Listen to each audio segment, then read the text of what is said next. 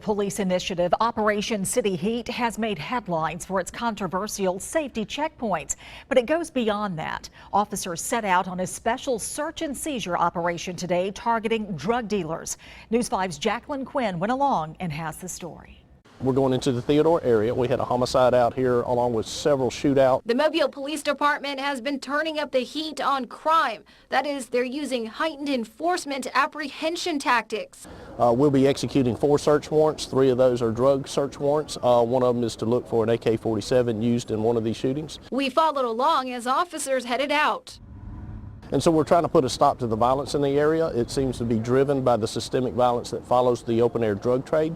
And as part of this new initiative, they're targeting what they call cancers to the community. When officers came up to these homes here and executed their search warrant, 2 people actually took off, but officers were able to catch those people later. They also took 2 other people here into custody. We're facing, again, the most violent people within our community. Before this Thursday's search execution, undercover officers conducted stings to catch the suspects dealing drugs. Here are pictures the department shared of the suspects during an investigation at a home on Bob Street in Theodore.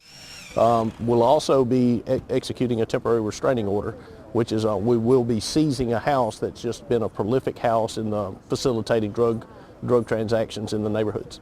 As the operation was underway, neighbors watched. They didn't want to go on camera, but asked, what does arresting people for drugs do for unsolved murders? The chief says with more resources called in and more operations, it should make an impact. Idea being to put a stop to the violence and allow the detectives enough time to find out who's doing the shooting and so that we can get them in custody.